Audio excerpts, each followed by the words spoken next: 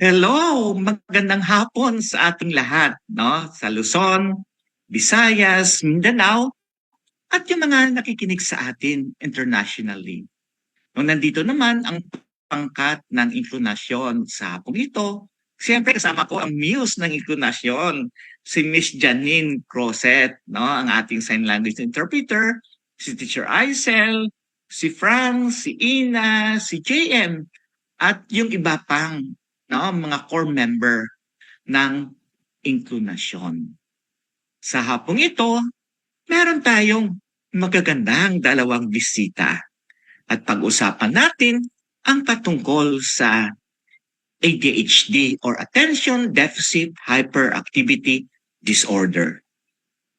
Ang Oktubre ay pinagdiwang natin ang Global Awareness on ADHD. Dito sa Pilipinas, every third week of October ay ating sineselebrate ang ADHD Awareness Week. So sa hapong ito, marami tayong pag-uusapan na kami ay naniniwala na makapagbigay ng dagdag na kaalaman sa ating mga tagapakinig dito sa inklinasyon. Miss Janine, gusto mo na bang introduce ang ating dalawang panauhin? Opo, sir. Thank you po, sir. Una po, sir, babatiin ko muna po ng isang magandang hapon po ang ating mga ka-incarnation. Sa mga nakikinig, ako po si Janine Cruzet, ang co-host po ng Incarnation sa hapon na ito. Masuot ko po ay isang black polo shirt po na uniform po ng Incarnation at ngayon po naka-clip po ako. And I also have light complexion. Para po to sa mga nakikinig po ng incarnation na may visual impairment katulad ko po, sir. So, magandang hapon po sa inyong lahat. Kagalakan po na ipakilala po ng pangkat ng incarnation ng ating pong magagandang binibini po sa hapon na ito na magbibigay po sa atin ng kaalaman tungkol nga po, sabi nga ni Sir Reniel sa ADHD. Una ko pong ipapakilala yung kanila pong Vice President po ng ADHD Society of the Philippines. Siya po ang Special Education Consultant and licensed Nile Educational Therapist in Theraabilities. A board member din po siya ng Philippine Behavior Analysis Incorporation. Hindi ko na po pahabayin ang ating introduction kasi habang in-interview po natin sila, maiintindihan niyo po at makikilala niyo pa po sila ng malalim. Pinapakilala po ng inyong lingkod si Ma'am Josephine Villarreal Nepomuceno. Hi, Ma'am Jo. Hello, magandang hapon sa inyong lahat. Okay, kung sa mga Ilonggo, maayong hapon sa inyong tanan, no? Sa mga Ilonggo speaking natin, no, na tagapakinig ng inklinasyon. So welcome, no? Welcome, no? Ang palayang, no, Thank you for inviting me. si Teacher Jojo. Okay, sige. Miss Janine, meron ba bang isa tayong guest? Opo, meron pa po mga ka-incarnation. Kagalakan pong mali pakilala ng incarnation sa hapon na itong isa po nating maganda pa rin pong binibini. Siya po ay nagtapos po ng Family Life and Child Development sa University of the Philippines. She's also an educator po, preschooler educators and living also with ADHD. Pinapakilala ko po sa hapon na ito si Ma'am Met Dong. Hi, Ma'am Met. Magandang hapon po sa ating lahat. Hello po. Okay, welcome Matt and welcome Teacher Jojo, no? Matt, kamusta ka na, no? Kasi parang first time ko actually, no? I don't know kung first time talaga or nakita na tayo, Matt. Kamusta ka na, Matt? Mabuti po, very excited kasi Oktubre na, malapit na po ang ating ADHD Awareness Week and malapit na rin po yung conference. So we're really medyo busy but very, very excited. Yeah, actually yan yung inaabangan no ng disability sector no ang inyong darating no na konferensya no. Teacher Jojo, kamusta ka na? Eto, busy po kasi naging conference chair ako. Ganun pala ka busy. Ikaw pala yung conference chair. Okay. Napaka-busy pala.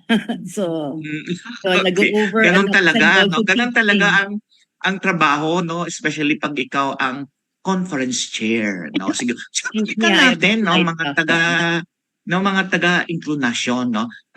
Teacher Jojo, kailan ba nagsimula, no? Kailan nagsimula ang ADHD Society of the Philippines? Actually, hindi ko ako kasama sa simula, pero it started 25 years ago. Kaya ang celebration Wow! namin is silver lining, no? So, Wow, silver lining din pala kasi kayo. 25 years Oo. na rin kami, no? And yun na nga, it was started by a group of professionals, parents, doctors, developmental pediatricians, psychologists, psychiatrists. No? So, maganda kasi sama-sama. Nag-umpisa ho nung 2000, that was year 2000. Po. Oo. Kasi kilala ko din yan di ba? Si Oo. si Dr. Marie Aranslim, di ba? Tapos si Dr. Banaag. Ma'am sila Dr. Banaag. kay Marfina Chudoro. Yes, Yon, sige. Ikaw naman, Met, paano ka na-involved sa ADHD Society of the Philippines? So, na-diagnose po ako late na in life na meron akong ADHD. Mga late 20s ko na po nalaman, no, na meron pala ako okay. ng ganitong kondisyon. So, all the 20 plus years of my life, wala naman akong idea. So, when I got diagnosed, syempre, hanap-hanap tayo online, basa-basa, nood-nood ng mga videos, pero naghanap po talaga ako ng connection. Gusto ko talaga makakilala ng mga tao na may ADHD dito sa Philippines. Kasi ibang-iba yung konteksto na kinalalagyan natin kumpara sa mga nababasa online. Syempre, a lot of them are Western-based talaga na hindi naman pareho yung konteksto natin. So, hinanap ko yung ADHD Society of the Philippines and then I was able to make contact with them. Tapos nagsimula na po akong mag-attend ng kanilang support group. So, doon po nag-umpisa yung involvement ko sa society. Yeah. Kasi napakahalaga talaga, no, Teacher Jojo, ng support group, di ba? Ang ASP, no, meron din silang parent support group session, no. So balikan natin, no, Teacher Jojo, no. Ano ba yung vision, mission, and objectives ng ADHD Society of the Philippines? Or pwede rin magdagdag si Beth? Actually, yung ADHD Society po was really started by parents. No? So, it's really to provide interventions at parang mga awareness for ADHD. Gusto namin umabot sa mga magulang, sa mga teachers, educators, para lang mabigyan ng support yung mga pamilya ng mga individual na may ADHD, no? So yun yung main goal. So we have parent training, teacher training. Kasi syempre yung buhay nila andyan yan di ba? Parang kasama yan yung eskwela, yung bahay, yung community. So gusto namin matap lahat yan para maintindihan kung ano ang ADHD talaga at anong pwedeng gawin for each individual po. Yan. Janine, may dagdagang katanungan, no, sa kanila, Miss Janine? Opo, Sir Neil. Tanong ko lang po, ano-ano po ba yung mga programa at serbisyo po ng ADHD Society of the Philippines po?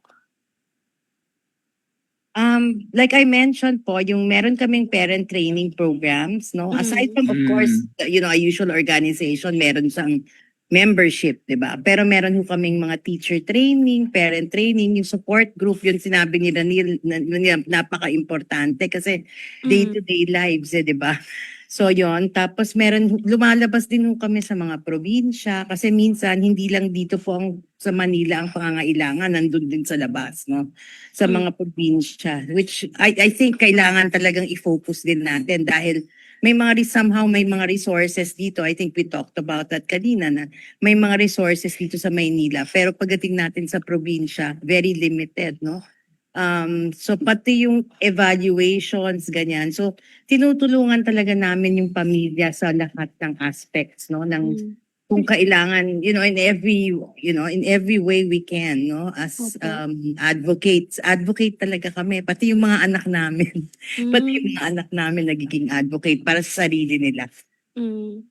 Teacher Jojo, ano po Yes. ba yung sa mga bago pong nakikinig po ngayon, maaari niyo po din po kaming bigyan ng konting kapaliwanagan po. Ano po ba yung ADHD? Met, Ano po you, ba yung mga signs and symptoms po nun? Alright. So, go ahead, Met. sige po. Okay. From my experience now, so what I've come to understand is ADHD is a neurodevelopmental condition. So, hindi lang siya sa behavior, pero nag-uugnay siya sa paano naka-wire yung yung aming utak. Right? So, nagmamanifest siya sa ilang mga behavior gaya ng inattention. So, attention deficit hyperactivity. No? So, it's really the lack of control on attention. So, paying attention sa mga bagay na dapat pagtuunan ng pansin, pero ayaw mo, parang ang hirap-hirap. At yung mga bagay naman na gusto mo, mahirap ilihis yung attention out of it. So, minsan, kaya mag-lockdown sa isang bagay lang na napakatagal na oras tapos nakakalimutan na yung ibang mga bagay gaya ng pagkain or ibang mga task. So, hyperactivity, doon din po lumalabas yung very Impulsivity. yung siguro sa mga maliliit na bata, mas halata siya, no? Yung takbo ng takbo, tayo ng tayo, mahirap pumirmi sa iisang lugar. Yung impulsivity, yung agarang parang walang filter mula sa utak papunta sa bibig or papunta sa paggalaw. So ito yung madalas na parang kung ano yung naisip, nasabi na or nagawa na bago pa maproseso na tama ba yung gagawin ko or tama ba yung sasabihin ko, makakatulong ba siya o maayos pa siya. So minsan nagkakaroon ng mga ganong manifestations. Madalas din po yung mga pagiging makakalimutin, ganyan, kasi apektado rin yung short-term memory ng mga taong may ADHD. Okay. Tapos sabi Met, po nila, okay. Sabi po kasi si Jo, go ahead, Jo. we say that about 4 out of 10 children would have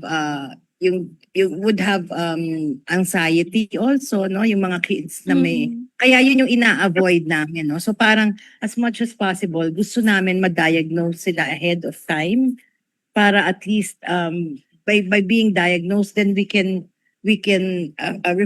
parang hindi madidelay yung kanyang and support na parang sige meron siyang ADHD pero pwede siya kasi magkaroon ng tawag namin comorbid disorder. Yun yung tinatry natin i-avoid kasi pwede silang magkaroon ng depression, anxiety. So early on pa, as soon as possible, gusto natin na ma-address na natin yung mga needs nila. And sometimes nakikita na lang to nasa eskwela na. And pag nasa eskwela na, bumabagtak sila, tas akala nila mahina. Pero actually, matalino silang mga bata. No? So, very intelligent. No? So yun yung parang ina-avoid talaga natin. And as much as possible, sana ma-diagnose silang mas maaga. No? Para at least, at yung iba katulad ni Met, si Met naman, nalaman adult na siya. So, madami na rin siyang pinagdaanan. Di ba? So, yun yung, depende kasi kung kailan din na-diagnose ang isang tao. Follow-up question ito kay Met, no? Met, ano yung mga red flags, no, na nakikita mo or naramdaman mo sa iyong sarili na push you, no, to seek, no, professional help? Gaya po ng binanggit ni Ma'am George, untreated ADHD kapag hindi siya natutugunan ay lalong nagkakaroon ng kabit-kabit na mga problema. In my case, nagkaroon talaga ako ng difficulty sa school. So, but Mm. tinatry ko naman. Feeling ko, sinusubukan ko naman, pero hindi ko siya nagagawa. So, I was falling behind sa aking mga peers, sa aking mga kasama.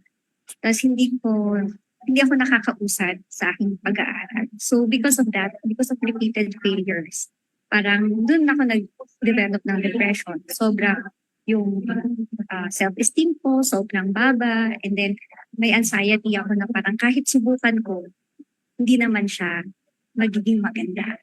Kahit subukan ko, mag-fail naman ako.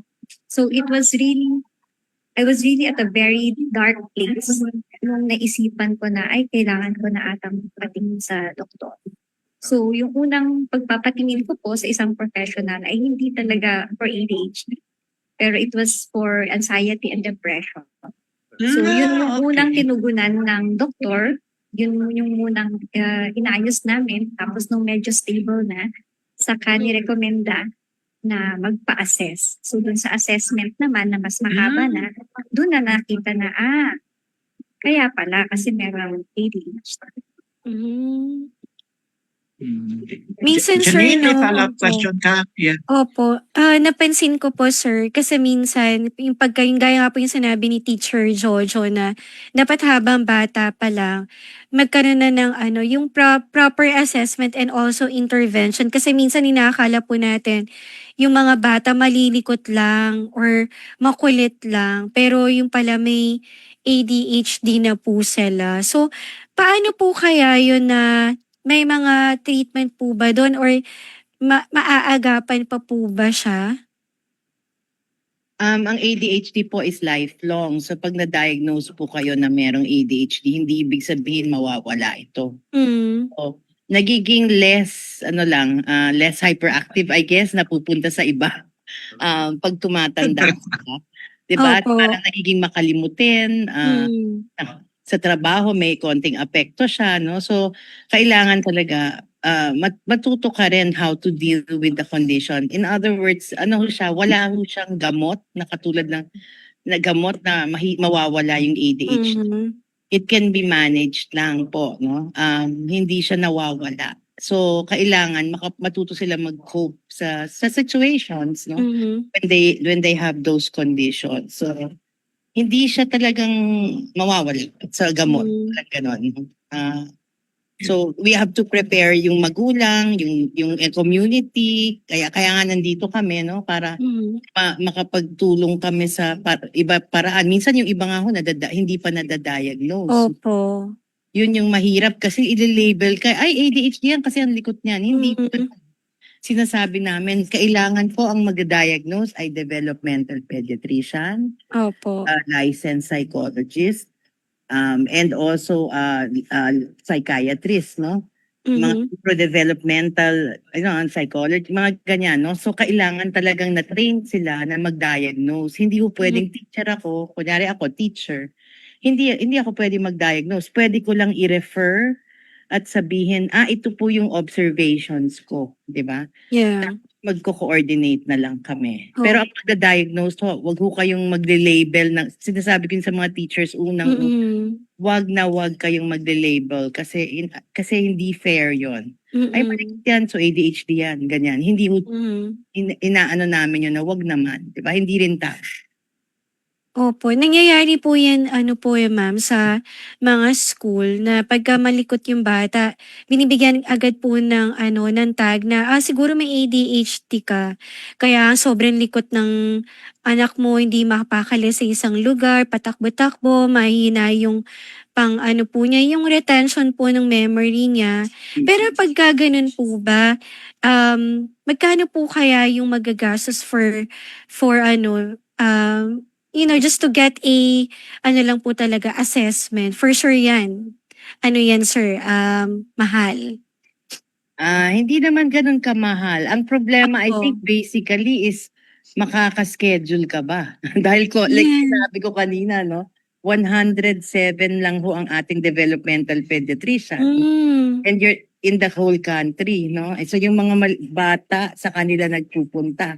Yung mga psychologists din natin, madami-dami na po ngayon. Kaya dumadami rin yung nadadiagnose, no? Kasi mas madami na nag-eval. Pero hindi ho kami makabigay ng figures kasi iba-iba yon, depende siguro kung nasaan kayo. Pero sa public hospital siguro po yun, ma'am. Pero Meron. sa private clinics po or private hospital, medyo pricey din po siguro po yung pagpapadiagnose lang po, 'di ba? Opo. Ang kailangan po, pumunta ho sila sa mga, kunyari, PGH. Lahat naman ho ng mga hospitals natin, may mga may mga arrangements po yan eh. At saka nandito po kami, the ADHD Society will help you find the right doctors or the right, yun din yung sa amin eh, referral systems din kami. So for Mhm. interventions, pwede kami mag-refer ng doktor, no? Mhm. So kaya nga kami, that's one of the things that we do as a society. Mhm. So Connect. may mga partners na po kayo, ma'am, na mga doctors, mga psychologists. That's cool. Opo. If yung conference po namin, puro halos doktor at saka mga psychologists at psychiatrists ang mga speaker namin. Opo. Ang galing. Sir Renia, back to you po. Actually, very interesting din, no, yung case ni Met, no? Kasi Met, no, nag-graduate ka, UP Diliman lang naman, no, FLCD, no. Actually, palagi din ako pumupunta yan dati, no, kasi yung aking partner, no, yung misis ko, nag-masters din siya, no, ng SPED, no, sa Diliman, no.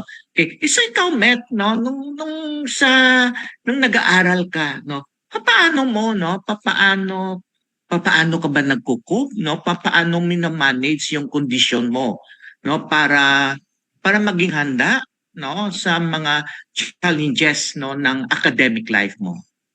Alright. Let me just correct po, no? Actually, hindi ko po natapos yung aking degree. So, I am under thesis. So, yung thesis study ko, yun talaga yung, doon nag-unravel ang mga bagay-bagay. So, the main challenge for me is pag mahabang mga papers. So, when it comes to Okay. performing or yung mga mas creative na mga output, nakakaya ko siyang gawin. Mm. Pero when it comes to to long form na papers or documentation, doon ako nahihirapan. So what I learned after diagnosis with my doctor is that yung kahirapan ko to manipulate my ideas just inside my head. Mm. So sabi niya, kailangan ko daw ilabas lahat ng naiisip ko.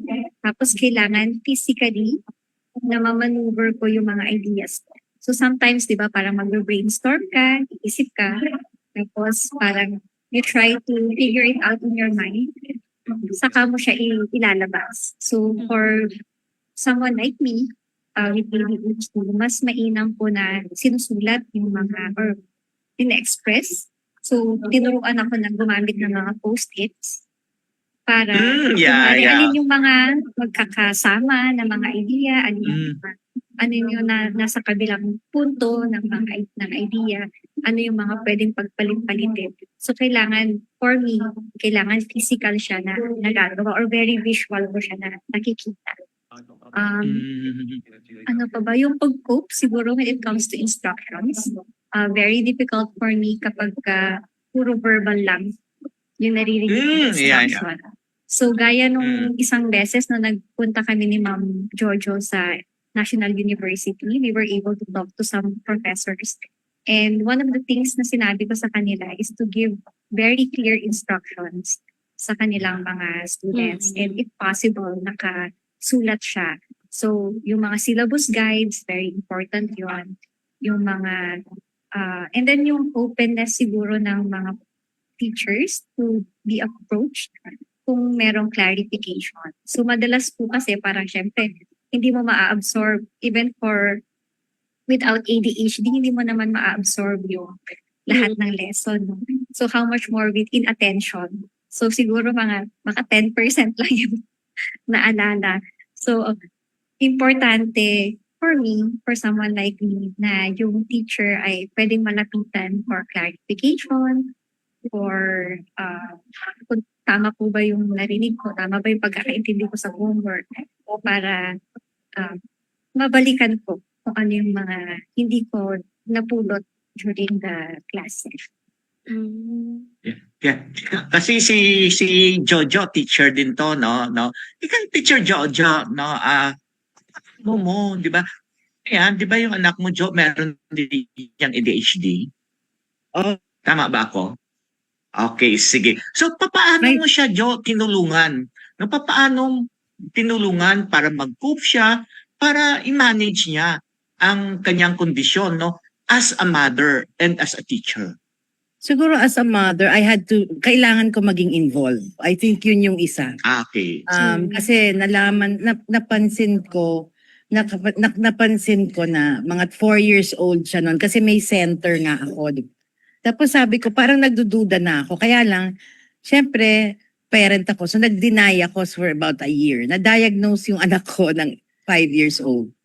Pero actually, 4 years old, nagte-therapy na po siya. No? Tapos lahat po ng pwede kong gawin, kunyari may ano sila kasi nasa big school siya. Kailangan nagagamit ako ng mga carbonized, mga ganon na paper, yung Yeah. yun yung sinasabi ni Met na post-it. Naku, ang lakas ko bumili niyan, no? Post-its. Tapos yung isa ko po ginagawa is, ito simple lang to na pero nakakasolve ng madaming problema. Meron ho akong box na parang National Bookstore or ano yun, Alimars pa yata noon. Parang box na nandyan lahat ng materials niya sa eskwela para hindi kami magkaroon ng anxiety na, uy, nakalimutan niya magpabili nito. Yun yung mga, alam niyo sa akin, kasi I think ang ginawa ko, parang yung mga small things lang na, kunyari magpe-prepare kami ng gamit niya, hindi pwede dun sa umaga, kailangan bago pa siya Gabi matulog. pa lang. At saka, oo, parang Yeah. mga ganyan. So mga liliit na bagay na I think ang maganda dun, nadala niya ho yan hanggang sa pagtanda. Mm. Kasi maaga Yeah. pa lang, malakas na ho kami mag-post-it at maglista. Meron pa nga kaming mga kontrata ng anak ko. Kunyari, I promise to, ganyan. Tapos Yeah. isa. Ganyan, i-check namin yan. Tapos, ganun po. So, kailangan talaga. So, yung mga estudyante ko, ganun din ang sinasabi ko. At nakakatulong talaga. So in a way, no, Met, no, parang may iba-iba talagang strategy, no, na nagagawin, no, ng isang magulang, ng isang teacher. Like sinasabi nila, Miss Janine, yung contracting, no. It's Opo. also a strategy na mag-agree kayo ng ganito, no. Yung preparation din, no, bago pa lang matulog, dapat nakahanda na, no, ayusin, no, may routine na dapat susundin, no? So it really works, Jo. Nakatulong ba talaga 'yon sa experience mo at sa kay Met din? Yung Malaki ganon na mga tulong. paghahanda. O, malaki talagang tulong kasi dala niya nga hanggang pagtanda. Tapos yung pangalawa, pati yung mga maliliit na bagay katulad nung tinatawag ko na choose my battle. Kunyari, Yeah. 'di ba yung parang malikot siya, ganyan. Bayaan ko na lang siya maging malikot basta pag may usapan kami na gantong time, stop ka. 'Di ba? Parang hindi ko na may sistema na kami na ginawa. Tapos sinigurado ko lang na kung ano man yung goal ko, okay na.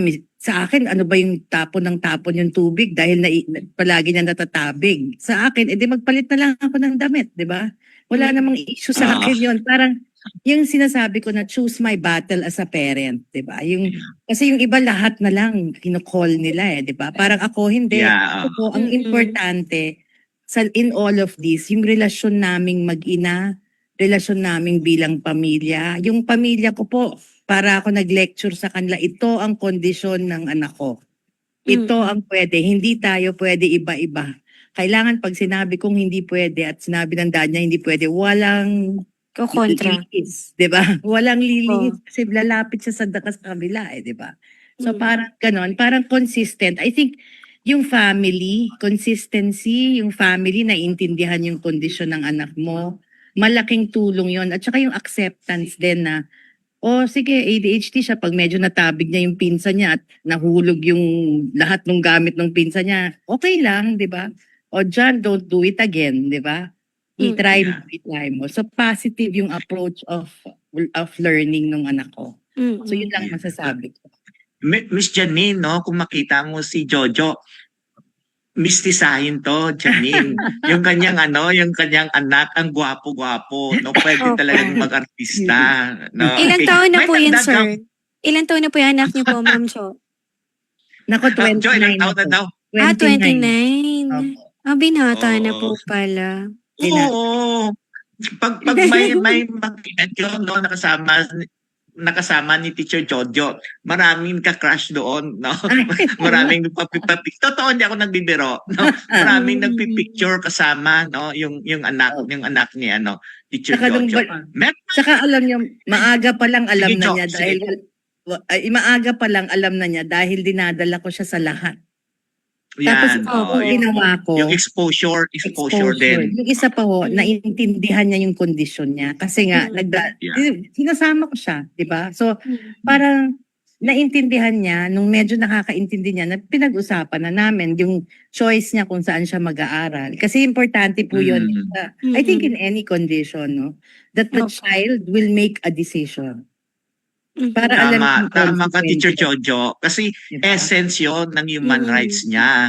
Yung Mm. participation, na sila yung gagawa ng desisyon, hindi tayo ng mga magulang. No? Mm. At Oo, saka at the same sige. time, natututo silang magdesisyon. Opo. Yes, Saka oo. maintindihan yung consequences ng action niya.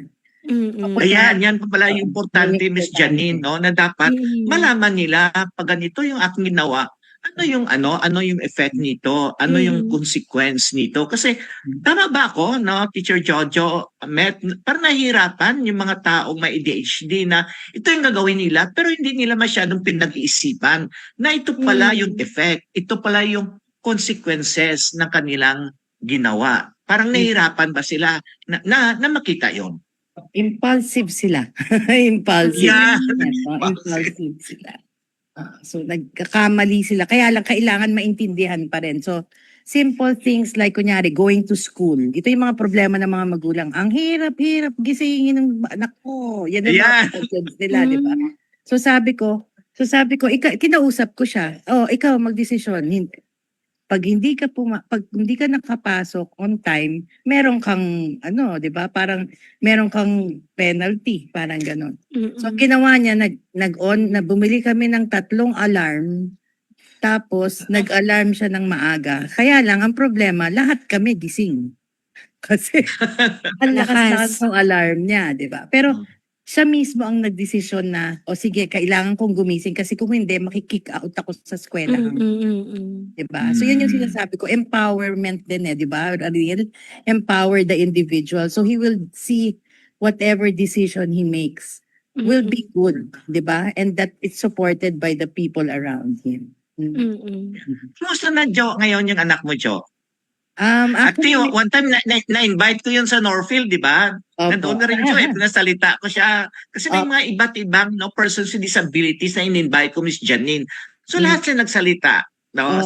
Kamusta na Jo ngayon? Si John po ay head of sales sa Cutaway Productions. Wow. So maganda yung posisyon niya. Nagtapos siya on time, nagmamaneho. Wow, congratulations. Wala pa lang ho akong apo, pero kasi 20. Pero he's very successful. He was a teacher in the States for 4 years. Pero I guess the Lord did not allow him talaga in my profession. So talagang sales po siya kasi makwento, madaldal katulad ng nanay. So parang yun talaga yung happiness niya. Yun pa yung isa, no? Kailangan ibigay niyo sa kanila kung saan sila magaling para mag-excel sila. And nag-excel siya kung saan man siya yung interest niya. So maganda naman ang posisyon, kumikita na, pwede na niya akong sustentohan. Okay, sige. Punta tayo kay Met. Met, kamusta? Kumusta ka ngayon? No? Kumusta yung profession mo? No? I'm doing well. Na-enjoy ko po yung pagtuturo sa maliliit na bata.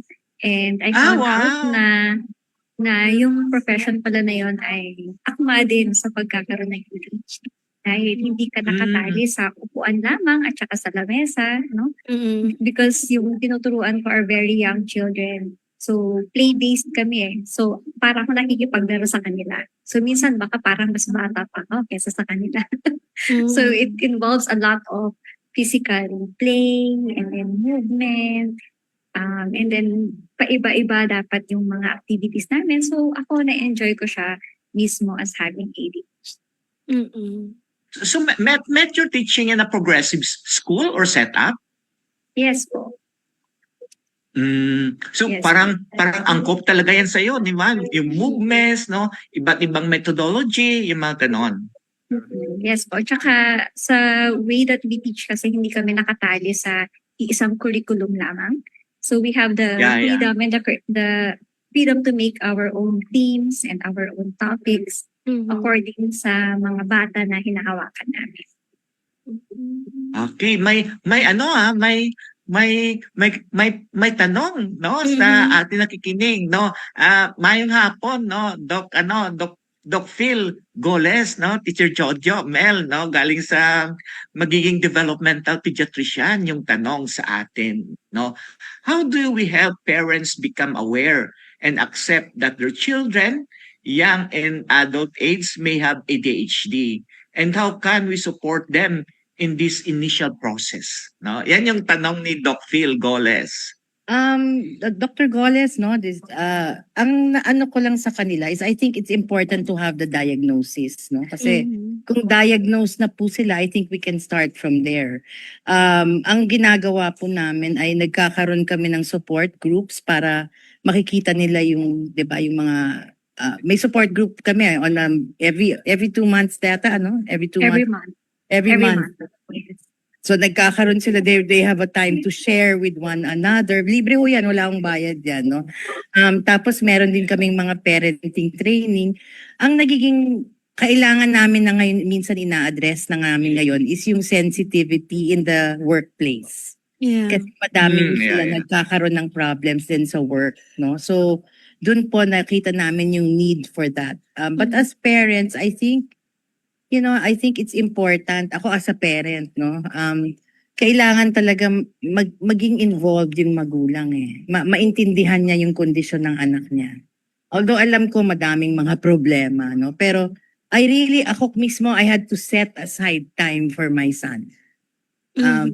Hindi talaga pwedeng hindi ka mag-set aside. Sabi ko nga sa mga magulang, miski mga 30 minutes lang bago matulog. Siguro pwede kayo magbasa ng Bible.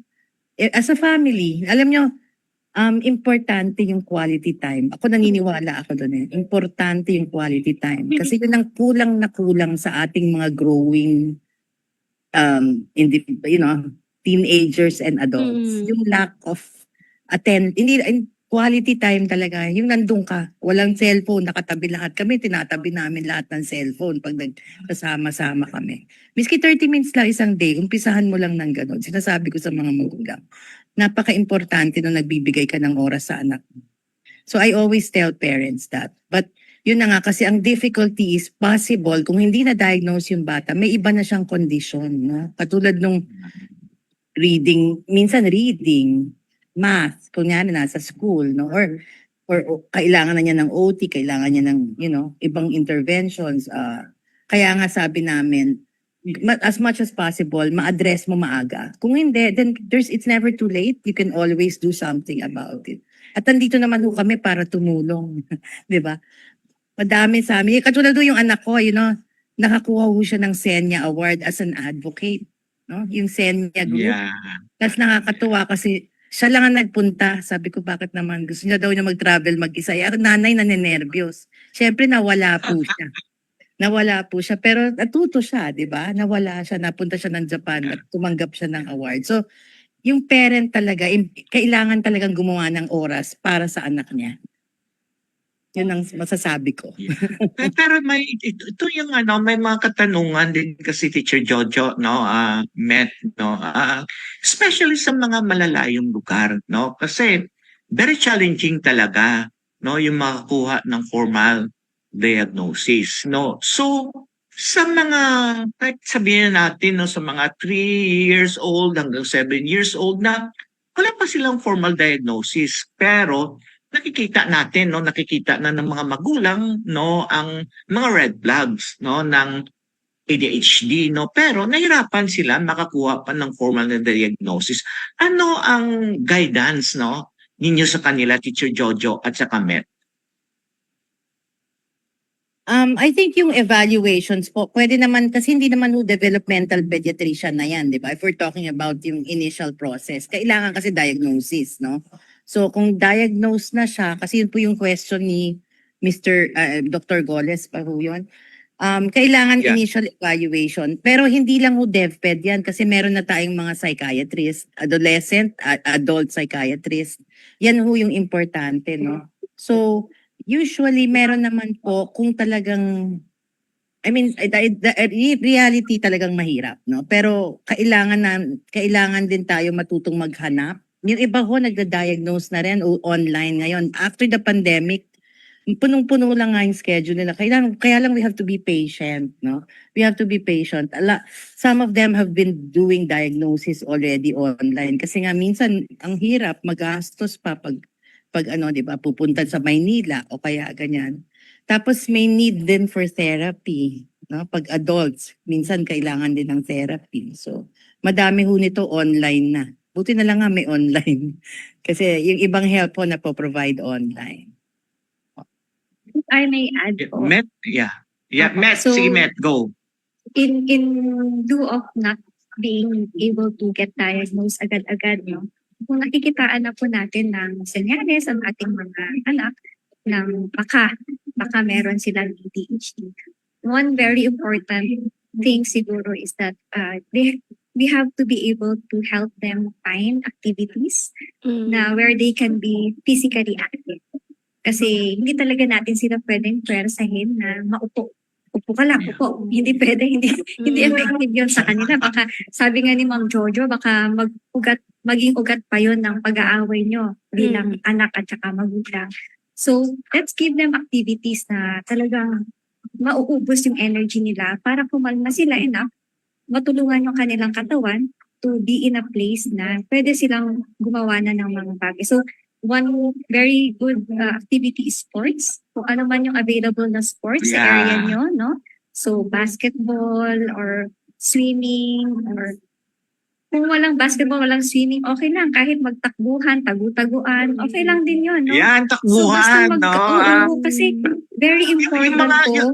yung mga indigenous games natin, Yes. hindi naman Opo. kailangan tennis, basketball, Oo. volleyball, di ba? Sa mga probinsya may mga indigenous games naman tayo, di ba? Yeah. Oh, ako din po, actually, laking probinsya ako. So, kasama yun, no? Yung tagu-taguan, agawan base, Yan. yung umakyat ng puno. So, very important yung brain and body connection, especially for someone with ADHD. Doon nagkakaroon ng connection, mas nagde-develop yung mga neural pathways natin.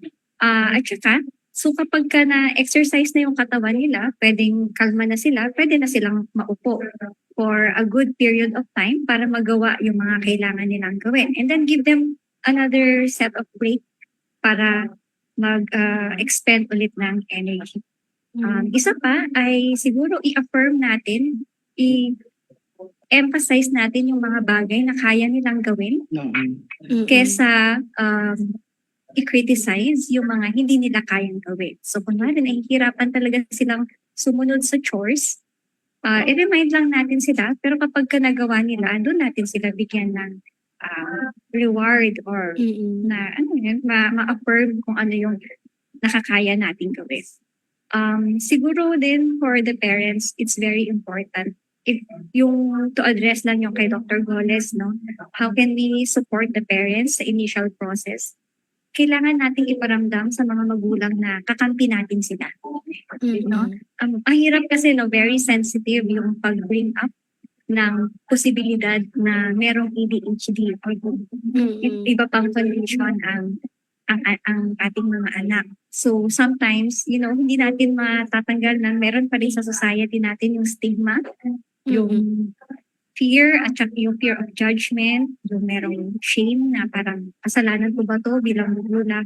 So before we breach the topic na baka may ADHD, siguro iparamdam muna natin na sinusuportahan natin yung pamilya, na sinusuportahan natin yung bata, na kung ano yung sasabihin natin ay para sa ikabubuti ng bata mismo. So by the time we bring up yung condition na baka may ADHD, at least alam ng magulang na hindi to judgment sa kanila, hindi to pagpupuna sa kanilang parenting skills. Sige, thank you, no? Actually, ito yung parati, no, Miss Janine, yung sinasabi ko sa lahat ng mga magulang, no, na may anak na may kapansanan, no.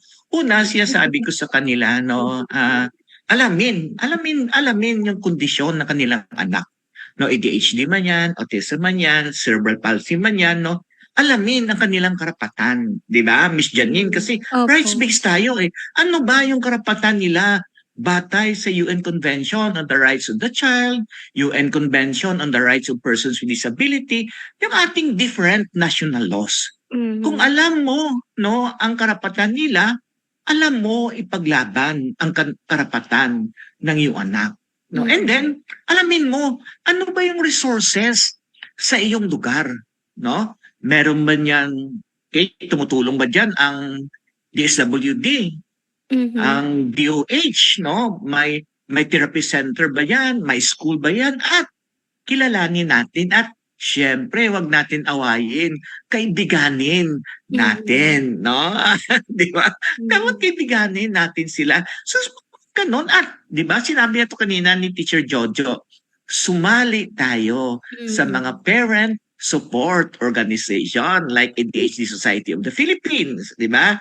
Autism Society Philippines, no? Parents Advocate for Visually Impaired Children, kasi sa mga samahan na to ng mga magulang, makakuha tayo ng suporta. At kung tayo ay mga magulang, mas maintindihan, no, ng ating kapwa magulang, no, ang ating, no, dinadaanan. Okay, sige, parang medyo madali na tayo matapos dyan. Pero ito talaga yung isa, I think, sa mga mahalaga. Okay, Opo. na kung bakit naimbita natin yung dalawa nating panauhin, no? Oh, kamusta na ang preparation, no, ng ating convention, no? Pakipaliwanag sa ating mga tagapakinig. Ano ba yung makukuha nila? Ano yung mga topiko nila? Paano sila magparehistro? Sino magpapaliwanag? Teacher Jojo ba or si Met? Si Met po. Si Met. Alright. Okay, Alam niyo sige. naman pag detail, medyo yung nanay. Okay. Sige. Malapit na po ang ating national conference ngayong October 18 and 19. Ito po ay gaganapin sa pamantasan ng lungsod ng Pasig sa kanilang auditorium. Pamantasan ng lungsod ng Pasig, mga Yes, kaintunasyon. pamantasan ng lungsod ng Pasig. Pero hindi lang mga taga-Pasig ang imbitado. Siyempre, imbitado ang lahat.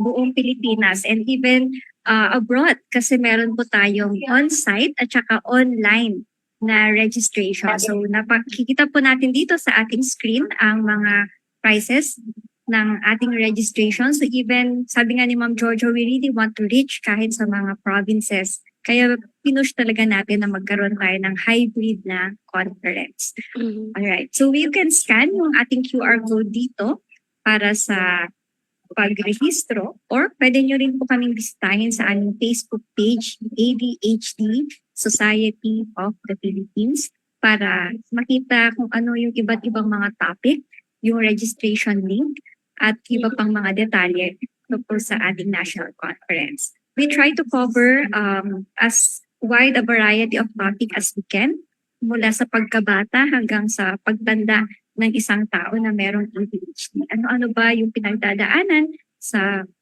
childhood, sa adolescence, and even in adulthood. So kasama rin po sa aming conference ay yung mga workshop sessions na meron kami. So gaya ng binanggit natin kanina, no, may iba't ibang mga treatment para sa ADHD. So meron dyan sa breakout sessions namin, may mga workshops kami na I think very important at na maganda na mapuntahan ng mga magulang para tumatawid hanggang sa bahay yung ating pag-address ng ADHD ng ating mga anak. Or even sa akin as an adult, no, sa mga adults. We will also tackle yung dual diagnosis ng ADHD and autism. So dahil nakita natin sa mga pag-aaral na malaki ang overlap ng ADHD at saka autism. So sana po ay makita namin kayong lahat. This is open for parents, teachers, allied health professionals, and other advocates of ADHD. Okay, thank you, Met. No? Sino-sino yung ating mga speakers, no, sa inyong darating na konferensya? Alright, so Madami we po tayo mga developmental pediatricians, no? At tapos meron po tayong mga experts na psychologists, psychiatrists as part of the group. Ang ating host po for the conference is si Mayor Vico Soto, no? And Wow. Congressman Roman Romulo, who have partnered Wow. with us with this conference. So very open ho kasi sila sa helping the those with disabilities. Mm. Tapos at saka ano po, meron po tayong mga actual techniques that work for the society, for individuals with special needs. So madami po talagang madami kayong matutunan na from bata hanggang adult, hanggang matanda na katulad ko. Hindi. Mm. So importante po na makapag-attend po kayo. Kung hindi niyo ho kayang pumunta sa Pasig, pwede naman ho kayo mag-online, no? Kasi nga gusto natin mag-spread talaga ng awareness. At saka yung mga tanong ho na katulad ng binigay po ni Dr. Galvez, no? Agoles, masasagot po yan dahil makikita niyo po kung sino yung mga adults na successful. We will start with highlighting the successful adult to what interventions are needed and what services will be needed, di ba? Mhm. So, madami pong magandang topic po para dun sa ano. Kaya kailangan ma-spread po natin itong information sa lahat. Challenge ko po sa mga magulang, do what you can, di ba, for your Yeah. children if you really love them. This is really one way of, knowing what is ADHD and what you can do about it. Mhm. Yeah. Okay. Janine, may katanungan ka pa? May follow-up ka Opo. sa kanila? Opo, tanong ko lang po, Sir Ranil, kasi sinabi na po ni Teacher Jojo na supported naman po sila ni Mayor Vico. May iba po bang ahensya ng gobyerno ang sumusuporta po sa inyong mga gawain, sa inyong pong mga mission, vision, at mga non-government organization? Yung National Council for Disability Affairs po, aside from Pasig, no, has been very supportive of our causes, no, and madami po namang nalalapitan. Mhm. Department of Health, ganyan. Kailangan lang ho makapalang mukha natin at lumapit tayo, no? Kasi meron naman hong medyo makapal na nga po yung akin eh. Madami na po talagang malalapitan, no? So, Opo. meron naman ho, kaya lang syempre ang wide ng special ed, 'di ba? Mhm. Wild. So, wild and wide. Okay. So, Opo. sa Congress po may madami na pong mga laws that have been passed, no? And I would like to say that we also have been part of helping with Congressman Romulo on the disabilities law, something like that. Mhm. Hindi ko lang matandaan yung pero maganda po yan kasi talagang kailangan do tayo bilang advocate. Katulad nung anak ko po. Bakit po siya nakakuha ng award? Kasi pati siya, advocate siya para sa sarili niya. So I Mm. push them to, be an advocate. Madami po talagang success stories, no? Kailangan lang talaga, yun ang i-highlight natin, no? Yung i-highlight natin yung mga gandang nagagawa nila. Yun po. Opo. Okay. Ito yung tanong ko kay Met, no? Met, ano yung mga challenges, no, ng mga taong may ADHD when it comes to employment, no? And Mhm. papaano kaya, no, tugunan yung mga challenges dito ng person with ADHD mismo at ng kanilang employer? Parang patikim, no? May patikim sa mga nakikinig ngayon. I'm sure tatalakayin to, no, sa inyong conference. So, madalas po nakukuha namin sa aming mga support groups sa adults with ADHD ay kung kailangan ba nilang i-disclose yung kanilang pagkakaroon ng ADHD sa kanilang mga lugar ng pagtatrabaho. So, hindi siya madaling sagutin kasi hindi natin din masasabi kung ano yung mga policy ng bawat kumpanya. Iba-iba kasi siya. Pero although meron tayong mga rights na binabanggit ni Sir Ranil, hindi natin masigurado na sa kultura ng bawat kumpanya ay makakatanggap sila ng suporta. So, Mhm. one of the things talaga ay yung pag-fit ng kung ADHD friendly ba yung places of work. So gaya ng, syempre, alam na natin, stereotypically kapag desk-bound yung ating trabaho, talagang very challenging yon to someone with having ADHD, no? So hindi natin ma-expect talaga na nandun lang sila sa desk nila, typing on their laptop, buong araw siya. So nag-work para sa mga taong with ADHD din minsan yung work from home kasi meron sila, mas mailibay yeah. sila kung kailan nila tatrabahuin yung trabaho nila, kailan nila tatapusin. Pwede sila magsingit ng mga break na hindi lang lunch break. So mas flexible yung arrangement na yun for them. A lot of us with ADHD work better if we have a team. Kasi yung sense of accountability mataas, no? Pagka walang nag-check sa'yo, may tendency na parang, sige, mamaya na, bukas na lang, next week na lang. O, pag ikaw yung nagsiset ng sarili mong deadline, medyo hindi ganun ka-effective. Pero kung merong mga nag-aantay sa'yo, may mga boss ka na nag-aantay ng reports, so that's a form of accountability that is helpful for someone with ADHD. So other accommodations na pag-usapan din namin to with some other companies is even yung pag-ayos ng workplace environment. No, hindi nag-work sa kanila yung open space. Some, hindi lahat. Hindi nag-work sa kanila yung open space na yung mababa yung tapos nakikita nila yung iba. Kasi nga madaling ma-distract. So mas nakakatulong sa kanila minsan yung may nakaharap sa wall or hindi masyadong maraming nakikita. So yung kahit na maliliit na bagay na ganun for accommodations ay malaking tulong when it comes to productivity. And also, nag-thrive ang mga people with ADHD kapag meron silang input sa kanilang trabaho. Hindi yung taga-execute lang sila ng a list of instructions. So if they're able to contribute meaningfully sa insight and even yung creativity when it comes to the work output, it's more motivating and exciting for someone like us. Okay.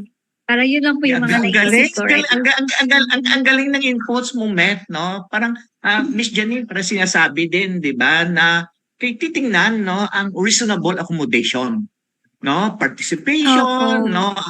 Accommodation in the workplaces, no? Kasi dapat kung i-include natin, no, yung iba't ibang may kondisyon, alam natin, no, kung paano sila, no, i-accommodate sa different spaces, no? Ito sa workplace at saka yung sinabi din ni Matt yung kanilang, no, participation, no, na hindi lang token participation kundi meaningful participation para lahat ay magka-thrive, no? Para lahat no makonsider na I owe this, no? No, at sabi nga ni Matt, no, yung sabi nga din kanina ito ni Teacher Jojo, no, yung contracting, alam, no, kung saan, no, yung routinary. Okay. Actually, ang ganda ng mga pinag-usapan natin, no, kulang yung yung isang oras. No, actually, mag-alas 4 na. Okay, sige. So bago tayo siguro, no, mag-end, no, hingin namin, no, ang inyong mensahe, no, Teacher Jojo, Met, no, at saka later, no, si Janine, no. Sino mauna? Met ba or Teacher Jojo? Ako daw, sumusunod lang po ako. Ako sa akin. Let's create an inclusive and loving environment for everyone who has ADHD and their family. Sa akin yun lang po ang hinihingi ko. And choose your battles. Choose your battles, especially for parents. Okay. For me, siguro, I hope that we always choose to be kind. Whether may kapansanan o walang kapansanan, whether alam natin kung ano yung kapansanan niya, kung hindi pa natin alam. I hope that we will be kind to each other and kind to ourselves. Hey, Miss Janine, Yes, sir. it's your turn.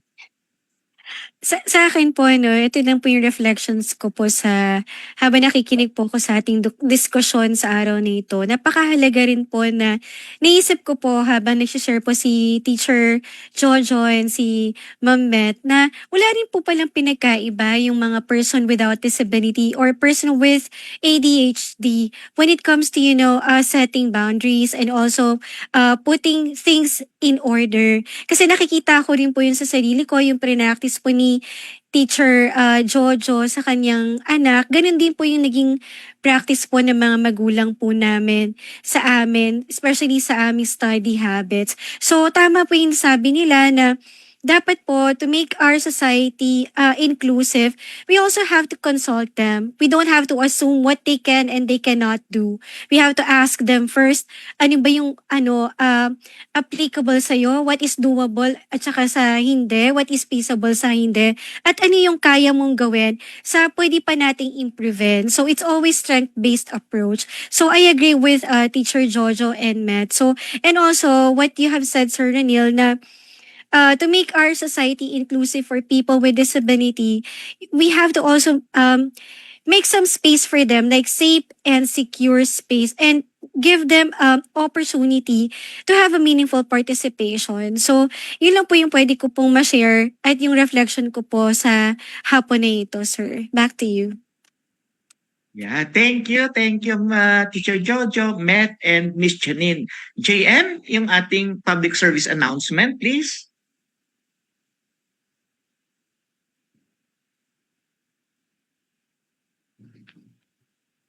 Hone your skills, gain experience, contribute to a meaningful cause.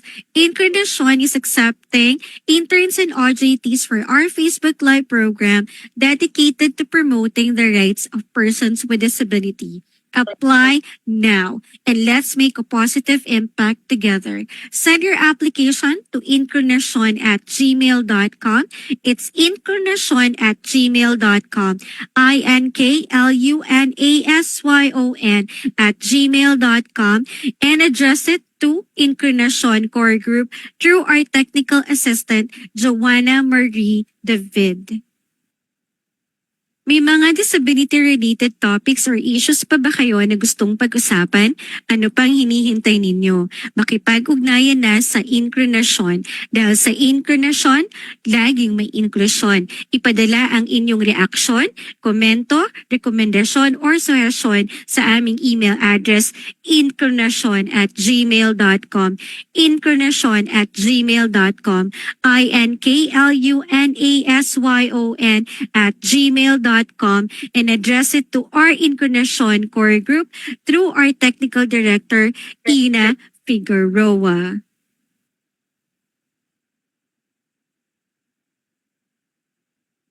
We would like to thank our sponsors and partners, CBM Global Disability Inclusion, Philippine Coalition United Nations Conventions on the Rights of Persons with Disabilities or PCUNCRPD, INET Philippines, Norfield Foundation, CISO, Philippine Partnership on Children with Disabilities or PPCWD, Liliane Funds, Deafblind Support Philippines or DBSP, Philippine Chamber of Massage Industries for the Visually Impaired or PCMIVI, Provincial Government of Batangas, PIDAO Pangasinan, Regional Associations of Women with Disability or RAWWD Region 1, Mabini Movement, and of course, the ASEAN Enabling Master Plan 2025 Coalition. Thank you. Okay, maraming salamat sa ating technical support at sa ating mga public service announcement.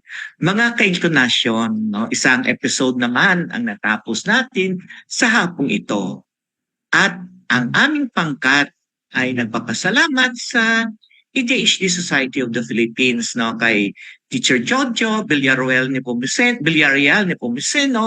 kay Miss Met Dong-As, no, ang Board of Trustee din ng ADHD Society of the Philippines. No, sa ating mga ka-Incarnation, no, pwede tayong, no, tingnan natin yung kanilang Facebook page, no, kung may mga katanungan tayo sa kanila. Lalo na sa buwan ito ay ating ipinagdiwang ang ADHD Awareness Month, at sa ikatlong linggo ng Oktubre ang ADHD Awareness Week. Bigyan natin ng pagpahalaga na ating alamin ano ba ang ADHD, ano ba ang journey, ano ba yung mga challenges ng mga taong may ADHD at ang kanilang pamilya. Kaya tayo naniniwala na lahat ay may pantay na karapatan, may kapansanan man wala, at bibigyan sila natin ng parehong pagkakataon, lalo na dito sa inklusyon, kasi naniniwala tayo na walang naiiwan. Dahil dito sa inklusyon, ang ating sigaw ay inklusyon now na.